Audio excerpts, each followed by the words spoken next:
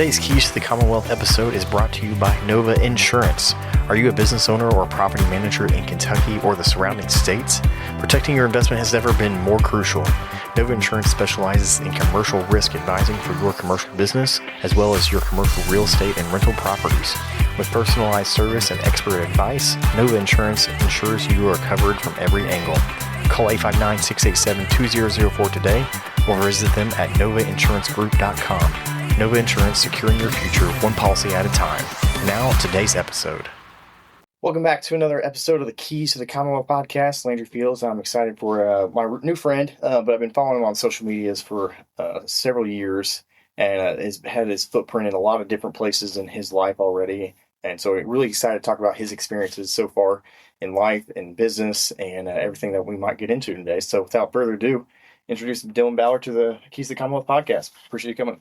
Hey, man, thank you so much for having me. Yeah, like you said, I've had my footprint in a lot of things. Yeah. I really appreciate you having me on here with you guys do a lot of cool stuff. I follow your stuff on social media. I saw you've had some really cool guests. Yeah. A few that I've met along the way and stuff, and I'm excited to be on today. Like you said, I do a couple different things. My day-to-day job is I'm the team leader and CEO for Keller Williams Legacy Group here in Central Kentucky. Yeah. Last year, we were blessed to finish number one in units sold for MLS, which serves 33 counties, including Fayette, Madison, some of the bigger ones. Right. We were blessed to be able to finish number one in units sold. And then I also, the one that most people know me for, is I cover the Kentucky Wildcats. Mm-hmm. Take pictures, do post-game interviews, Yeah. follow them along, do a lot of social media content for A Sea of Blue that's with SB Nation. And then I also am the Next Steps pastor at my church. Yeah. So I stay pretty busy. My wife, a lot of people will be like, Yeah. what's your husband do? And she's like, how long do you have? So what time is it? Yeah, what time? Where is he at right now? Where's he at right now? If it's a Tuesday in November, he's at Rupp Arena. If it's Wednesday, he's at church. If it's Thursday, he's probably at a real estate meeting. So that's awesome. Yeah, and it's different. My life runs at a different speed because of the things that I do, but I really enjoy it. Yeah. Like oftentimes people would look at me and go, "You're too busy," and I go, "No, I'm too busy for you." Yeah. Like, or for what you want out of life. And not that I'm doing more or anything like that from anybody. No, I'm just busier than most people want to be. Sure. But like, there's seasons of life too, as far as like I was much busier when in my 30s, and I'm just moving over to the 40 here fairly soon, and I'm like, you know what? Now I feel like I want to slow down a bit now. Yeah, it's all about what you want out of life. Oh yeah. And for me, it's people say you're too busy. No, I'm too busy for you. The things I'm doing, if I ever start to slip on like what is expected out of me in any of those areas, I'll drop one. But for now, I enjoy it. Like when it snowed the other day, and or a couple weeks ago, when we were all stuck in the house, it got to noon, and I told my wife, I said, "This is miserable." Yeah. Like, how do you do this every single day? Yeah. And I know like that she's at home with the baby and stuff, and like, yeah, that's the tough job, right? Oh, like no. she's the rock star. 100%.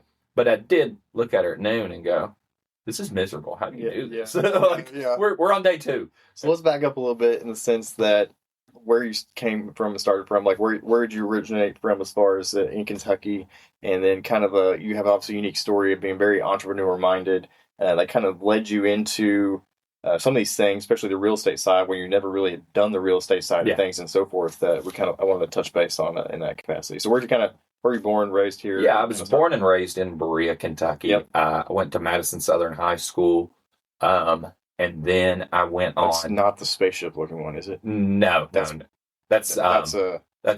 Berea Community. Berea Community. Yeah, Okay. right up the road. Okay. And I went there, and then went on. Went to school in Lexington here, and then got about halfway through and was like, man, I'm going to switch over to Eastern. Mm-hmm. And then I'm going to throw everybody for a loop. Okay. About halfway through my junior year, I was like, I was getting a business degree, right? Sure. Kids stay in school, but just telling my story. I was like, if my goal is to be a business owner, this degree is going to do nothing for me. Yeah. So my dad owned a business. Just go be a business owner. Yeah. And so my dad owned a business. Yeah. For a year and a half, 2 years. I just dropped it went and worked right down on the concrete company that was very successful. So I just said, just want to work for my dad for a year and a half, and was like, show me when you're making a bid, why you're making a bid that way. Show me like those meetings you do at the place you like at that with that contractor that you do most of his work for. Like, how are you nurturing that relationship? Because my dad's like an old school dude that like, you know, didn't graduate high school. It's one of the most successful people I know. Like, it's like what's making you I successful? think there's more to that aspect now, especially of learning and just doing stuff, man. And I love school, right? And you need it. And education, go get your education, especially in certain fields. Mm-hmm. But I think I learned more in that year and a half, 2 years, just following my dad saying, like, why do you do this? Yeah. Why do you do that? Why is it more important for you to go have that conversation than stay over here than frame this board for like an extra 5 minutes? Yeah. And with my kids, I'm realizing that with my kids and stuff like that too. I think it's the idea of curiosity that I never want.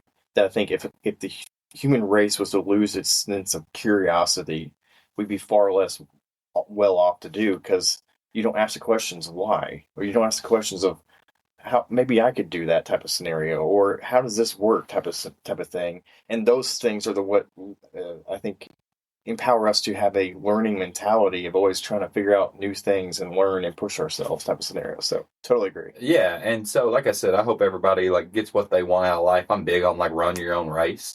Like, we're recording this podcast the day after Florida won the national championship. Right. And I was thinking last night, like, Walter Clayton Jr. was on top of the world last night for those who follow sports. And 4 years ago or 5 years ago, Walter Clayton Jr. was the backup point guard at Iona, getting 6 minutes a game. That's right.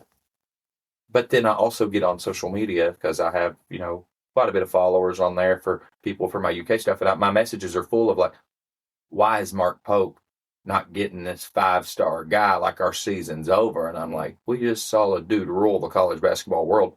It was the backup point guard at Iona. Mm-hmm. And I say that not to get into a sports take. I say that to think, we got to run our own race. For me, best thing I ever did was quit school. But for somebody else, that could be a decision that would ruin their life. So I think what we have to do is analyze our goals, analyze our mission, our vision, and our values, and what helps me the best. Yeah. Like one of my best friend is a pharmacist, and he has a great life. He's one of the lead pharmacists at the VA. Quitting school for him would have been a disaster. Yeah, yeah.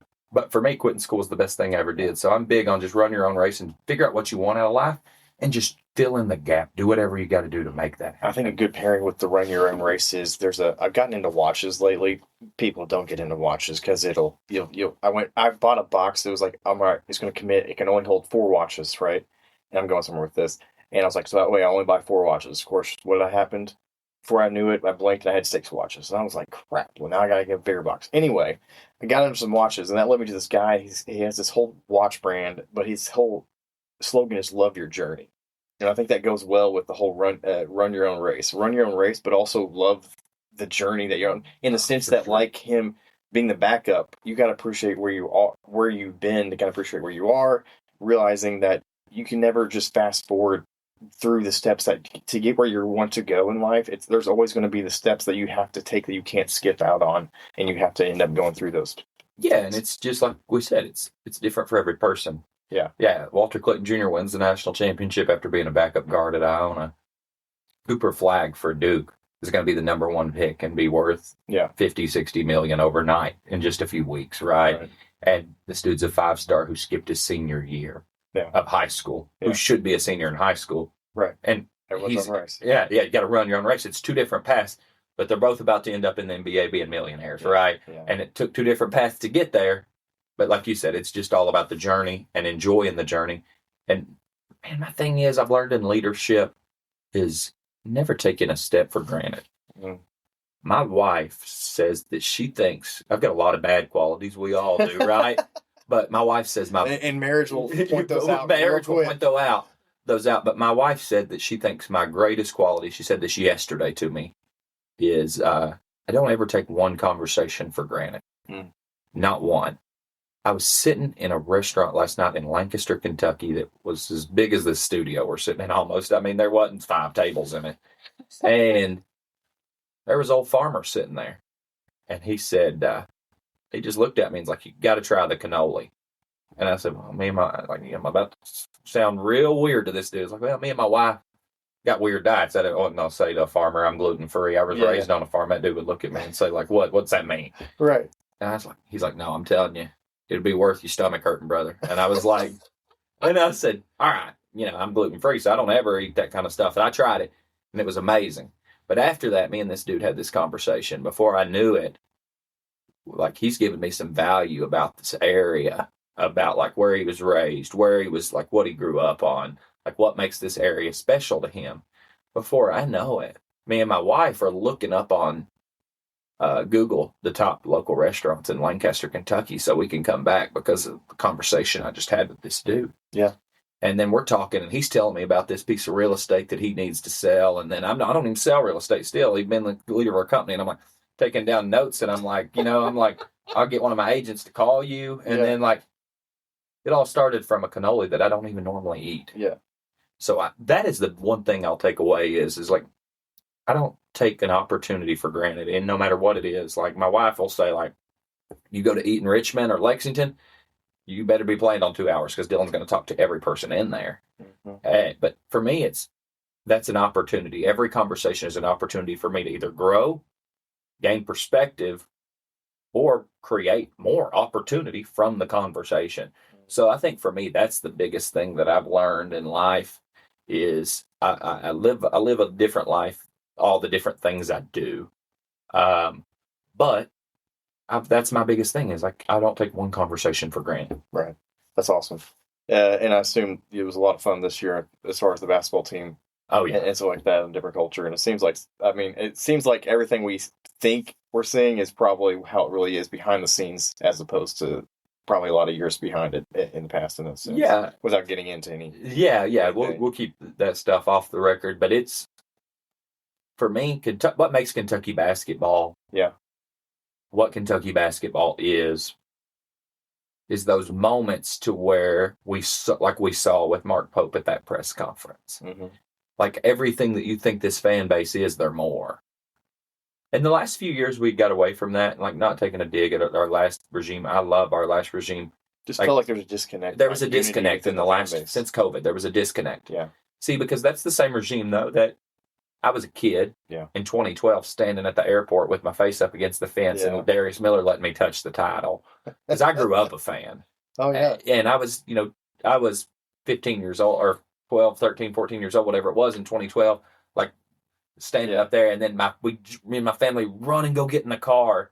And as fast as we could, we end up at the top of the building at Rupp Arena as they roll the bus in 2012 and bring the title. Oh, I was there. And I was there, and it was amazing, right? So it's the same regime, but along the way there was a disconnect. Yeah.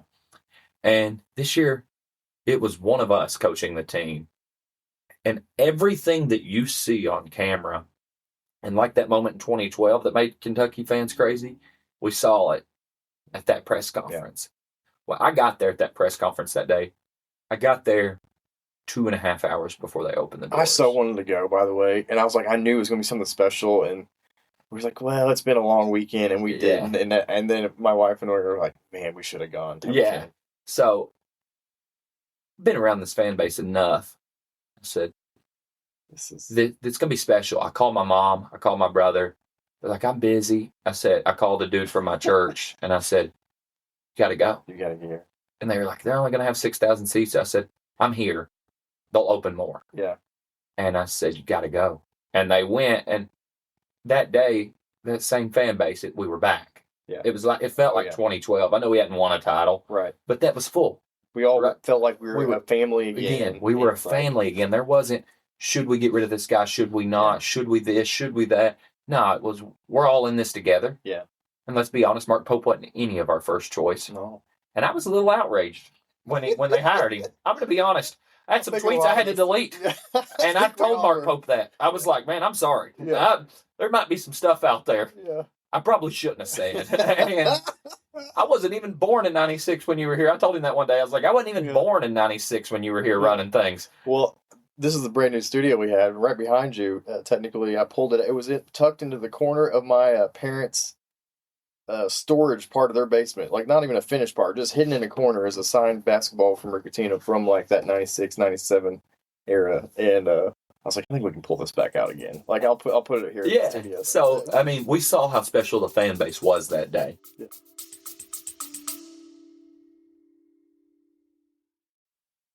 Today's episode is brought to you by Nova Insurance, proudly offering Erie Insurance. Entrepreneurs know that success in business isn't just about working hard, it's about making smart decisions. That's why at Nova Insurance, we trust Erie Insurance to protect our clients' businesses. For 100 years, Erie has built a reputation for competitive rates and top-notch service, earning some of the highest industry rankings.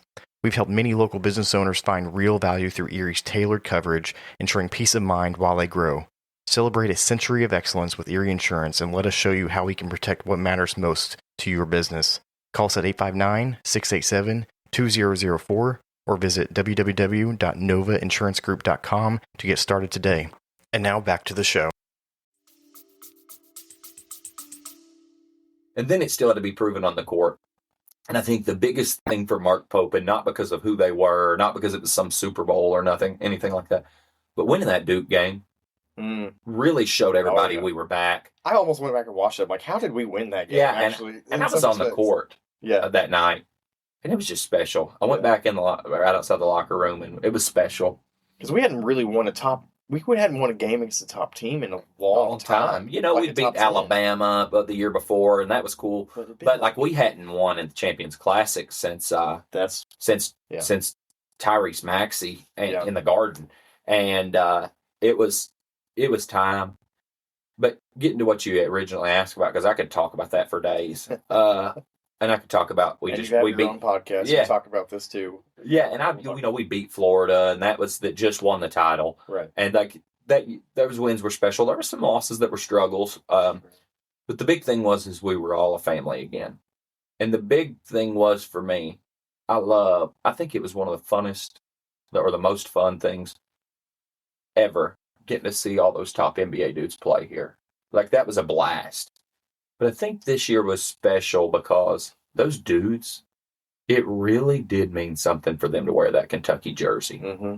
And it meant something to them that they had that opportunity. I mean, the biggest person for me that represented that was Ainsley Almanor this year. You're talking about the ninth guy when the team was healthy. Mm-hmm. Playing way less minutes than he had the year before. And the dude won us games. But 24/7 Sports had him ranked as the 847th best transfer. I didn't realize. Is that? And the dude's winning us games. Yeah. And he won us that Mississippi State game, hit 3 threes in a row. At Tennessee, that dude won us that Tennessee game, hit 4 threes in a row.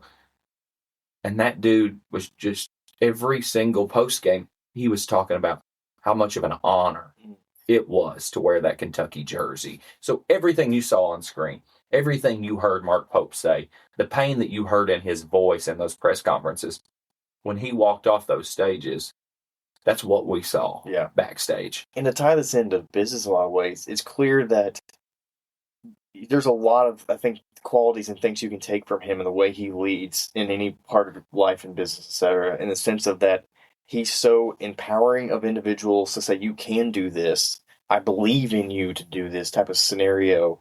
And, when you have that kind of backing behind you and that tailwind behind you kind of pushing you along, you're like, oh, he's saying I can do this. I think I can do this. And somebody's not going to just like rip me or fire me or do whatever just because I made a mistake here or there. Be like, no, I believe that this is who you are. And that probably takes into a whole faith thing that we won't go into, but like, this is who you are. Like, you can do this. Yeah. And for me, perception is reality.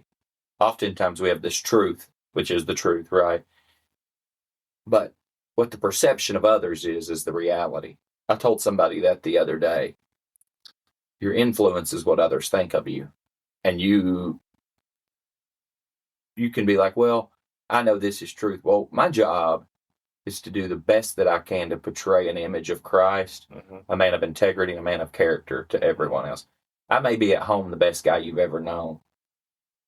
But if my wife's the only person that sees or knows that, then I really don't have much influence, right? And why I say perception is reality. But if you perceive me, and not like some big front, I mean, I have to do it because eventually if you front that, people are going to see it. But if that's who you are to everyone, that's the reality. And for me with Mark Pope and this team, it's been that way. And like you said, he empowers his dudes. Like when he walks up to the presser, they're like, after a big win, it's not, they're like, Mark, give us an opening statement. He's like, how about you let Otega give us an opening statement? Like, you don't see other coaches do that. And he's empowering them. Almost empowers them too much. Sometimes I'm like, dude, what are you doing playing that dude right now? He is not ready for this stage yet.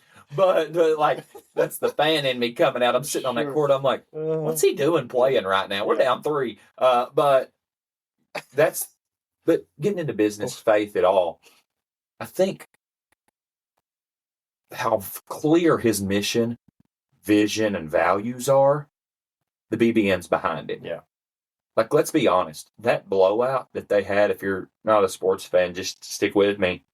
They got blown out by a decent Ole Miss team. Blown out. Yeah. Alabama's a great team, but they got beat by 30 with 20,000 UK fans that had traveled to Nashville. They got beat at Texas when Texas did not play good. But when I talk to 99% of Kentucky fans, they talk about how special this year was. Yeah. And I think it's the fact that he makes them feel a part of it. It's the fact that he was staying after every single game until every single fan got an autograph.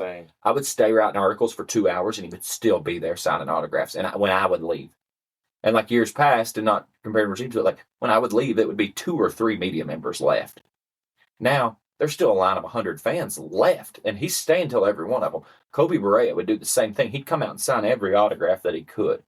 And to me, because he had the people behind him, because his mission, his vision, his values were clear, that people were willing to excuse a couple losses. Sure. And because when the lights were brightest, now there was a couple even lights were brightest moments, that Arkansas game, this last Tennessee game where he failed. Yeah. But there's grace in that because you took people to mountaintops and you also made it clear where you're going, where we're taking this thing. Yes. And people are behind you. And I think that happens in business. And 2, talk about empowering people. Life's about the right who's, I think. Okay. And I think that if I have the right people in place, they can take something and go with it and run with it. Yeah. My boss, or my owner of Keller Williams Legacy Group, Dana Gentry, the best leader I've ever met, says that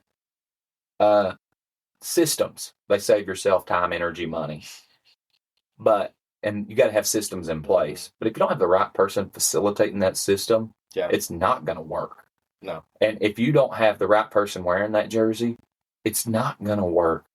Because humans are humans, and it's not all plug and play. Mm-hmm. So if I want to, there's always human emotion involved. There is. So therefore, there's always... And if I want to take my business to the next level, if I want to take my church to the next level, church is a different thing because it's all about the way the Spirit moves. It's all about like finding those core values. But once you have those things established, to grow, because growth's my thing. Yeah. Whenever I reach a point in a business where I don't think it can grow anymore, because that's what wakes me up in the morning. How am I going to grow something? I'll sell the thing and get out of it. Yeah. People look at it as like, if you sell something, you failed. Now, I've sold multiple businesses, got out of multiple businesses because I was like, I've hit a ceiling on how much I can grow here. I want to go do something else, because what gets me up in the morning is how am I going to grow something? And I think when you're wanting to expand a business venture, when you're wanting to expand a sports sector, when you're wanting to expand anything, it's about the right who's around you. And for a while, you may be the right who, because you may have to run a business or a sports website or a church by yourself for a minute. But when it's time for expansion, it's not as much about the right systems, and those are important, but it's about the right who to facilitate that system, the right person. So I think for me, I've made those bad decisions of like, I hired the wrong person and it just didn't grow, and you can tell pretty quick. But then I've also made a hire of like, I had this dude on my team once when I was running a moving company, and I just looked at him, and we were doing a lot of furniture delivery where we'd come to furniture stores, load stuff up, wrap it up, take it to people's houses. The furniture company would give us a list of the places to go. And we were still moving houses. We were still doing clean outs. We were still doing all that stuff. But I looked at him and said, make this your own, because me running it at 25% is not going to get any better.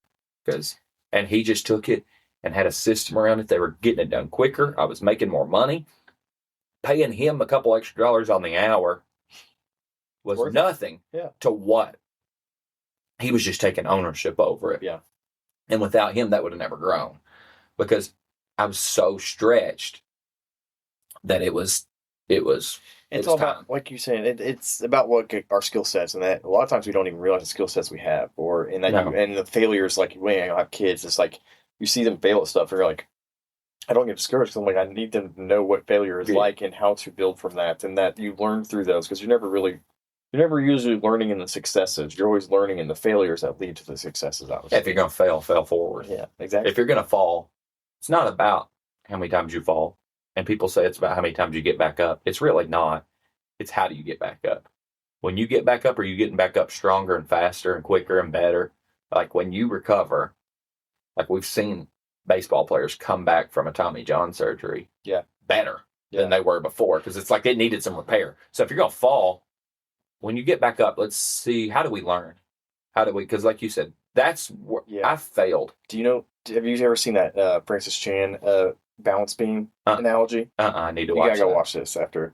And it's applicable for business here. It's like that. But it's that he kind of portrays the idea of like, what if you're at the Olympics and the girl doing the balance beam goes up for her part of it to try to do the best she can, right? But instead of doing, the crazy backflips and things that they can do on the tiny edge that you could easily fall off of, and even in the Olympics they still do, what if instead just huddled down, grabbed the horse, I think it's called a horse something, right? The balance beam itself, and just held on so she didn't fall off. And then at the end of her time, just kind of slid off, put her hands up in the air, boom, I finished. I didn't fall. And you're like, the judges are like, what am I, judges, we would be like, what am I supposed to do with that? But the reality being he's trying to point to is like, you're going to fall.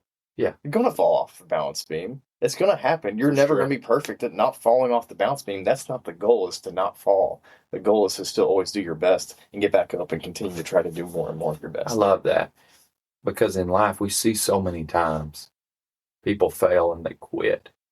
I was in a meeting one time, church, and like if you pastor a local church, and we have a lead pastor, senior pastor that's way better at this than me, but local church, sometimes you become a counselor, a friend, you know what I mean? Like a mover, you can become like, you just like everything in a local church, right? And they were looking at me, and they'd been through the most tragic thing I'd ever heard of.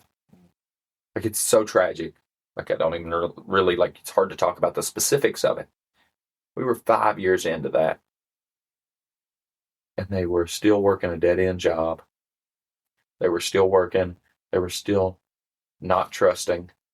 Like a lot of good men had come into, me and my wife were consulting this person. A lot of good men had come into her life, and she'd push them away because of trust issues, right? And I looked at her and I said, I love you, and we are here for you. But you're either going to use this as an excuse to be beat down for the rest of your life, or you're going to use it as motivation to be better. Mm-hmm.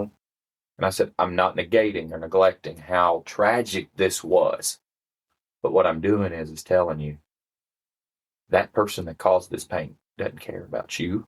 Mm-hmm. They're not losing any sleep at night. But you're letting this dictate your entire life. Mm-hmm. And we're either going to use this, like I said, to stay down, or a way to say, I'm going to be an overcomer. I'm going to run my race. And I'm going to run my race. I'm going to realize that not all men are like that man. Not all people are like that person. Not all opportunities are going to be a failure like that one was, right? And I said, there may still be some healing, but we're going to start using this as a reason, as a leverage point to say, I'm going to do better in life. Yeah. And since then I saw this person. It was a hard conversation, because that's where growth is, right? Is in hard conversations. And I saw this person, they own their own business now. They're married to the best person I know. I mean, they have beautiful family.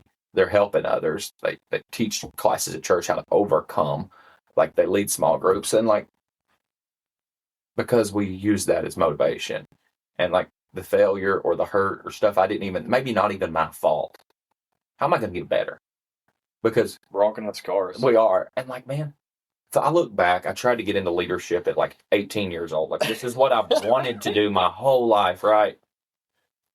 And man, I failed. It's like being a marriage counselor. Yeah, it's like, man, I made some stupid mistakes. I look back and I still be like, why'd I say that? Like, you know what I mean? Like 10 years later, like, why'd I do that? Right. Why did I put my time there? Why did I put my energy there? But now I'm super confident in who I am. And there's probably some relationships that people are still like, God, he was dumb. You know what I mean? Right. But now I'm at the point where God's put me in a place where I'm blessed to have influence. And I learned from those. At 18, 19, 20, I was not ready for, you're talking about my social media platforms. Yeah.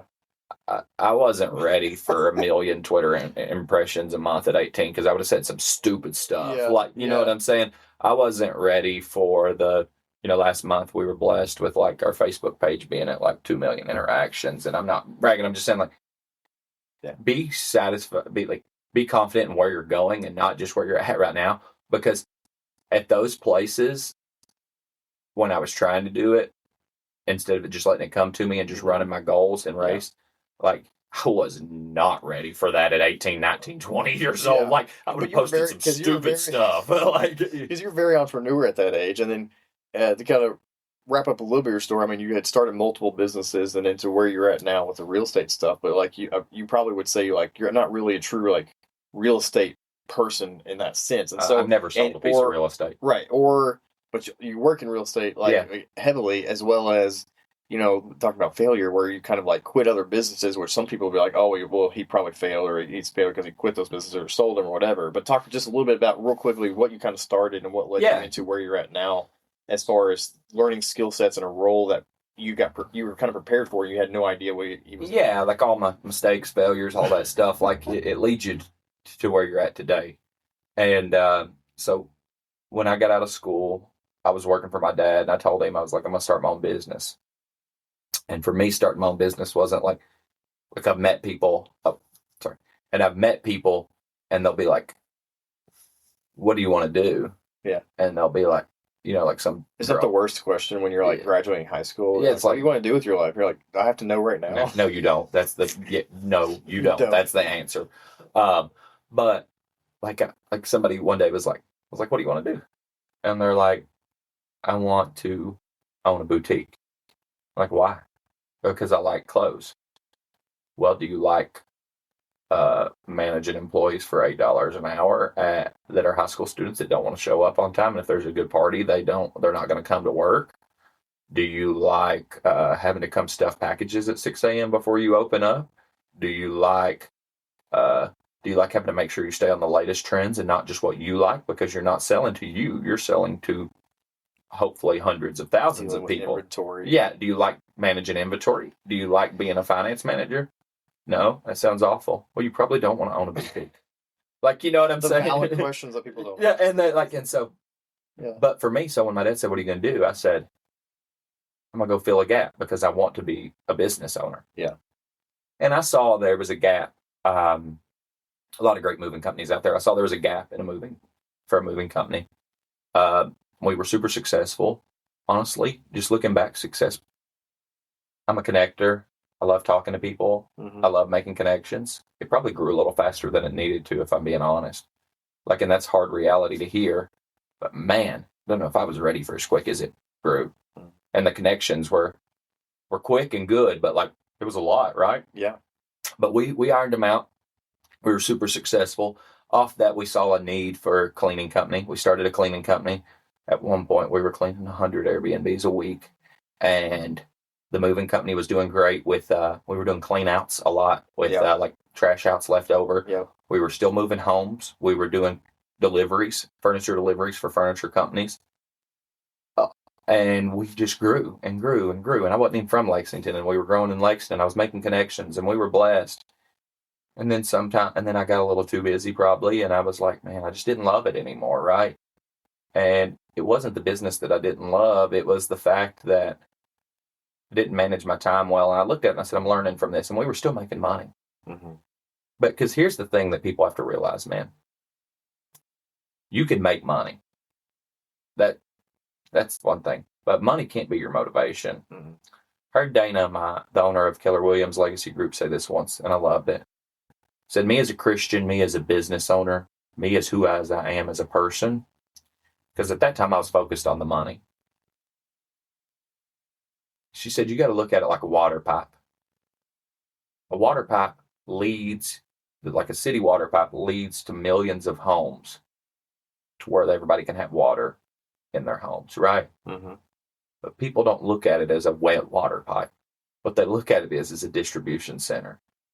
And financially, what I have to do is be able to want to create opportunity for others as a business owner, want to see other lives fulfilled because of what I'm doing, want other people to be financially blessed, and me to be able to teach from what I've learned. And so now I look at things of like, then I was focused on money. Now I'm focused on being a water pipe and teaching others, helping others, seeing others, coaching people to be a better version of themselves, to make more money. But then just like that water pipe, I'll get wet in the process. Like, right, if I'm doing the right things, money will come. Yeah. And I learned a lot in those businesses that money was my motivation then, but I wasn't happy. I got to a point where I would stay up at night because I knew the quicker I went to sleep, the faster I went to sleep, the quicker I had to go back to work. And at that point, I said, as good as I am at this, I can't do that anymore. So I was praying to God, like, we're making all this money. People will think I'm crazy if I shut this thing down. I said, open up a door that only you can open and no man can close. That was my prayer. I prayed that once before, too, to God, and he did something else for me. I'll get into just a second that changed my life. But I knew if I prayed that, God would do it because he knows me. Because as Christians, we have a relationship. It's brave to pray a prayer of like, I don't know maybe I don't know what I want is not what I actually need type of scenario. And praying that prayer is kind of like, and I called a real estate agent and I said, it's with a different real estate company, and said, if you hear of anything, I'm looking. She's like, you're looking for what? Like, you do every Airbnb install in the city of Lexington. Yeah. You clean everything. You do more trash outs than anybody. Like, you're making all this money, have all these connections, do UK sports. Like, what are you looking for? I was like, I don't know. I'm just looking. Like, you know what I'm saying? She's like, I know you're super close with Dana Drenchery, and this is a person with a different real estate company. Yeah. She's like, y'all are the same person. Just call her and see if there's any opportunity out there. So I called Dana, and she was busy like always. And I texted her, like, you'll want to call me. And I just called her and I said, if you hear of any opportunities out there, and she gave the same thing, opportunities for what? But like, just hear of any opportunities. It's me that's looking, not somebody else. Yeah. She called me back 2 days later and said, are you serious about this? And I was like, yeah.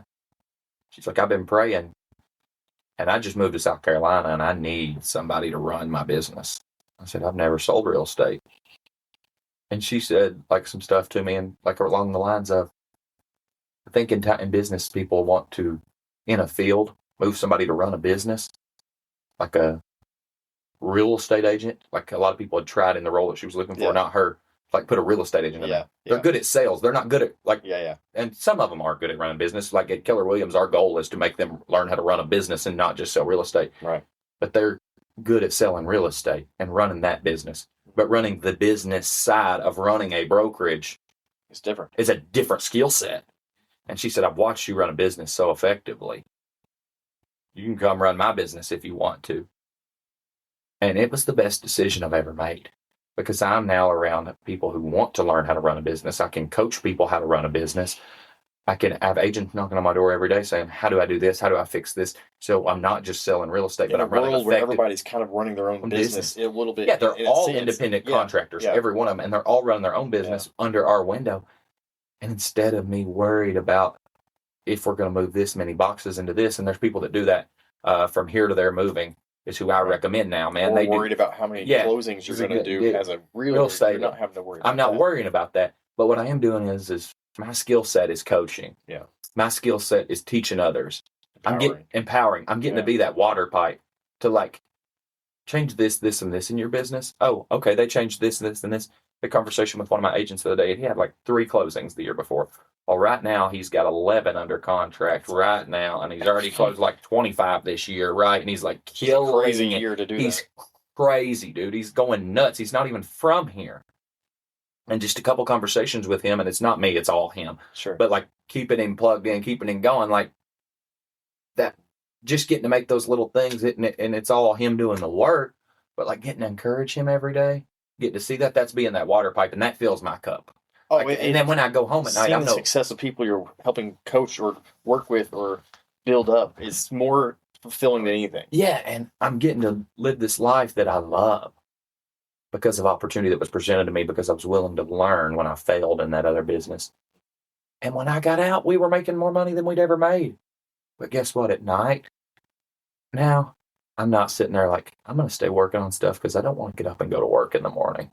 At night, I'm sitting there playing with my son, going out to dinner with my wife at a local Italian restaurant, right? Or like, and I'm enjoying life now. Yeah.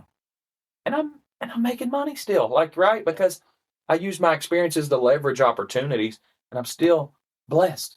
And I have more time, and I can use my skill sets. Me and my wife were in a subdivision the other day. And we're talking to these people about buying some houses off of them and doing some flips, and we're doing this together, right? And we're loving it. And I'm as happy as I've ever been. And at first, people thought I was crazy, but now I'm still making more money than I've ever made. And like, people have this weird thing where they don't want to talk about money, right? Yeah. Yeah. But like in the church, especially we got to. And like you got to quit. Like, and in the family, and the best thing my family ever did was my dad was willing to have hard conversations about money with me, because it wasn't this taboo thing. It's a tool to be able to bless others. Yep. And it's a tool to be able to do things. I was talking to my wife about that the other day, the sense of like, there's just like you said, it's this huge faux pas sometimes of like having money as, say, Christian or whatnot, where it's like, well, I'd rather be, if I have the capabilities in a country that affords me an opportunity to do so that most do not have in the world, to then be able to leverage that for good in capacities. Like, what, shouldn't I therefore do that type of thing? Because most people won't even, in those countries, won't even have the opportunity if they wanted to. Yeah, and like, so that we have here. And like, let's use that money, like, running a real estate brokerage the size we do. Our owner Dana, I talk about her so much, but she's changed mine and my wife's life. Mm. And like, I see her creating opportunity for other people all the time, and not just like, and I see her do it. I've seen her take money out of her purse and just give it to people. Like, I've seen her do those acts as well. But the thing I admire most about her is she finds a way to create opportunities for people to where that changes their life. Teach them how to fish. If I catch 2 fish today so I can feed you, you'll be full today. Yeah. But if I teach you how to fish, you'll be full for the rest of your life. That's right. And I watch her do that. And so like, I've been telling my wife, let's do that. Like, I had a couple young dudes over from the church the other day that's 18, and I was like, they were like, I'm going to go buy my perfect home. I came into some money, and it's like, or that'll be fine for today. That's fine for today. Or let's buy a house that's a little run down. Your dad owns a construction company. Mm-hmm. Let's fix that house up. Then we've got some equity. That's right. And then when it comes time to where we got a little more equity than we think, you know what we can do? We can go buy another house that needs fixed up. Fix it up, rent it, have rent roll, throw everything back at the principal, and don't take it as a profit. And then before you know it, there's a ton of equity there. That's right. And then before we know it, we're 30 years old and we got 10 of those things, opposed to just maximizing what the bank tells you that you can get at 20 years old. Or if you don't have any of the money, hey, take some years to have a little bit of sacrifice, buying a duplex or doing a secondary unit in your basement as a rent out in type of scenario, almost doing it that way. And so like, the things that I wish I would have done at 18, 19 years old, because like I was doing stuff like, renting a nice place in Lexington, doing this, doing that, right?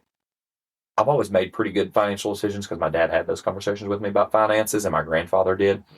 But like, now I want to be able to tell young dudes that. I want to be able to tell like that entrepreneur that's like, I want to start a business, but it's too hard. Like, just start it. There's going to be a grinding season to where you're by yourself, where you're hustling. Like, you don't want to be a solopreneur forever. But you need to go through it. You need to go through it because you learn a lot, and you learn those mistakes. Yeah. And like, I'm like, start the business. What's the worst that happens? You fail.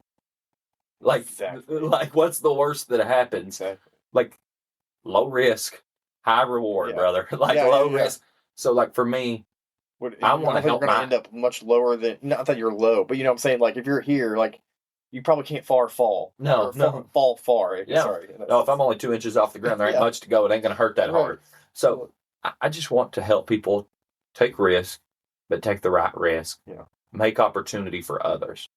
Like, my goal now is no longer, what can Dylan do? But you have to be looking for it, I think, is the key. You do. And if most people are just not looking for it and helping them see, like you said with that guy, of like, why don't you start looking for the opportunity or looking for the ways to view this from that long-term goal? Long-term goals. Like that. Yeah, because I wish I would have started. If I'd have started at 20 opposed to just buying a house that I can maximize from the loan officer, I'd be in better shape. Like, I wouldn't be doing this I wouldn't be like at 28, I would be doing this on house number 15 and not house number 3. Yeah. Like, you know what I'm saying?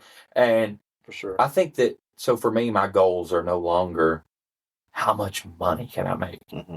How much opportunity can I create for others? How can I seize the opportunity that I'm in right now? And then money will be a byproduct. Yeah.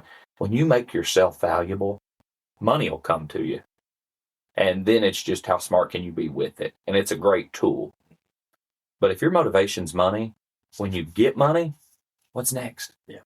Because money will come if you work hard enough. But if you approach it with, I want to do this because I love it. Did I love moving boxes? No. But what I loved was being an entrepreneur. Yeah. What I loved was having flexibility in my schedule.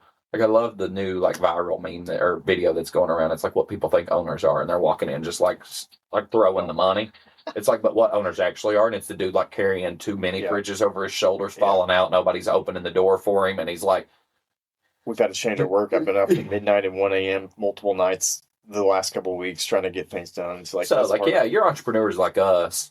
Yeah. It's what people think is they see you on the beach, but what they don't see is like, or for me, let's just get real with it. For me, people see me at these away UK games, but what they don't see is during the day, I'm in the hotel rooms, not out seeing the city. I'm in the hotel rooms working on stuff so that I can go to a game at night. Like, and I'm working from a different city. Yeah, there's some flexibility there that I like. Yeah.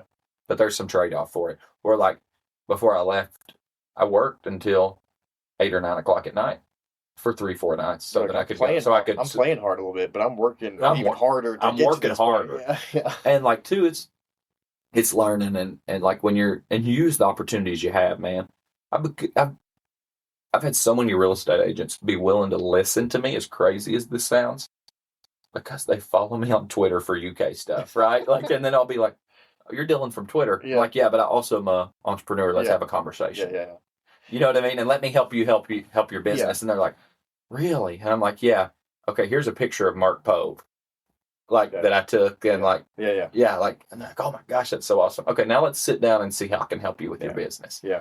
Because I want to use everything that I can to help everybody that I can. So like the Kentucky stuff, yeah, it's cool and it gets me in a lot of doors, and I love it. Like, one time, at one point, there was a disconnect in that fan base that was so big, and I told my wife, I said, I think I don't need to do this anymore. I feel like you're probably trapped in between them. I was working too much with the other business, and it wasn't as fun to be around anymore. And the church was in a really big season of growth, and I said, I think I'm going to stop. Yeah. She said, if you stop, you'll never get back in, because there's a lot of people that want in that door. I mean, that's a door that's a door a lot of people want to walk in. Yeah.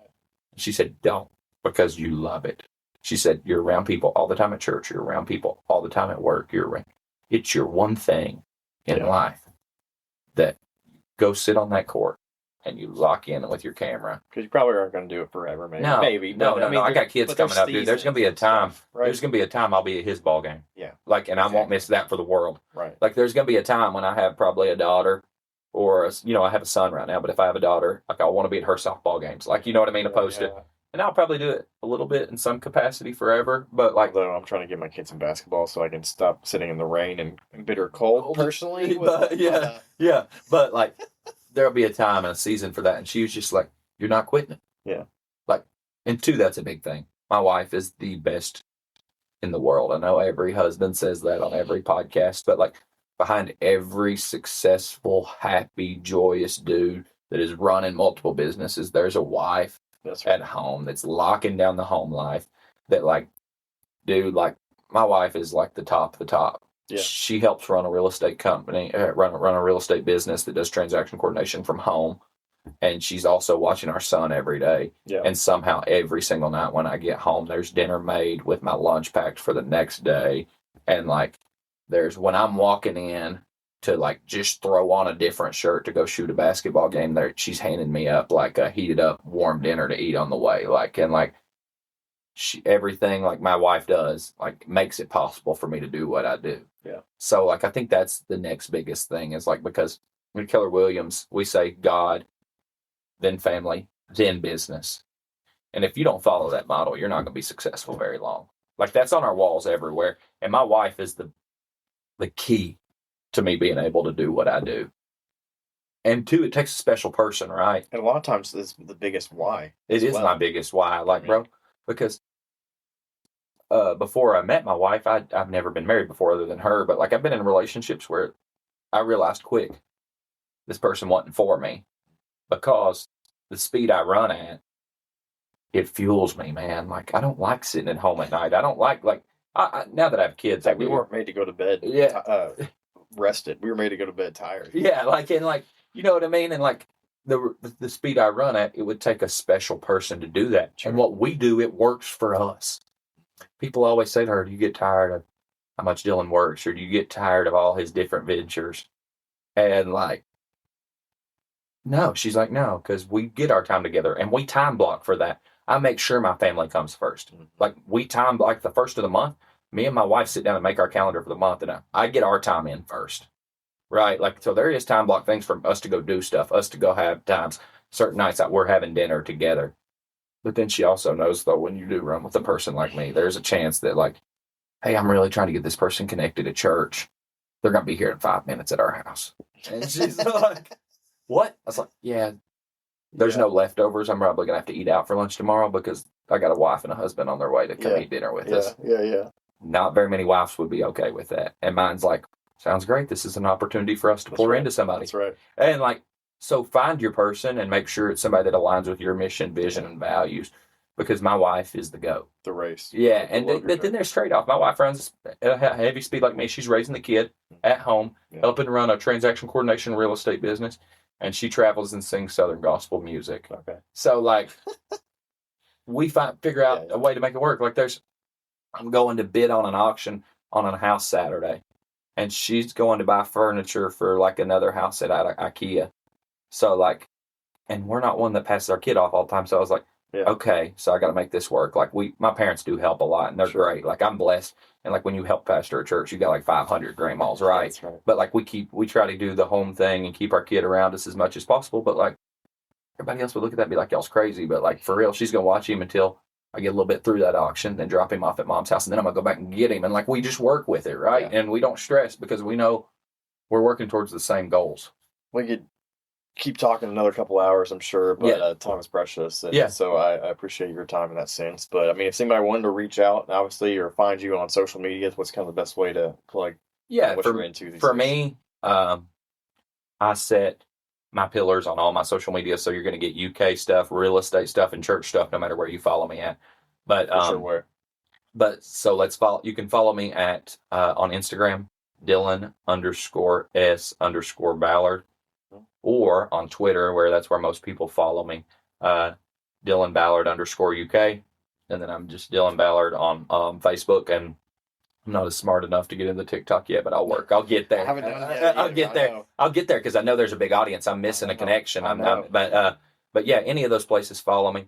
You talked about our podcast. We do Success Stories Unplugged, where and you can find it on Apple, Spotify, YouTube, all the things, where we sit down with successful individuals and just strictly talk about how they got where they were. Right. Our most recent episode was with Kenny Brooks, the women's basketball coach, and we talked about basketball for like 3 minutes, and then the next 50 were how did he get where he got? Yeah. Because that's what I want to do. I want to be that water pipe, and I want people to realize the race. Like people see Kenny Brooks or see Mark Pope, like he's getting ready to do one with us, or they see like I've done some, Nick Mingione, I've done some real estate people on there. And they see the real estate agent selling 215 homes. Or they see Kenny Brooks coaching the women's basketball team. Or they see Mark Stoops 15 years into the UK job. But what they don't see is Mark Stoops is a grad assistant at Iowa making no money. Yeah. Or they don't see Kenny Brooks as the assistant having to work 2 jobs so he can be an assistant at James Madison. Like, you know what I mean? Yeah. Like, that's the stuff they don't see. So that's on that podcast, we tell stories like that. They see the real estate agent selling 215 homes. They don't see the real estate agent living in a duplex, barely making it month to month, only selling 2 or 3 houses a year in that first year. So we try to tell stories to motivate people to keep going and do what they can to reach that ultimate goal. Nice. Well, Dylan, appreciate your time. Hey, man, I appreciate your time. And look out for him on social medias, and we will see everybody here in a couple of weeks for another episode of the Keys to Come On podcast. Appreciate it, Dylan. All right. Thank you for having me. Hit stop on everything. To learn more about this podcast, visit our page at keystothecommonwealth.com. To connect with Landry regarding insuring your investment portfolio, email Landry at novainsuranceGroup.com or call 859-687-2004.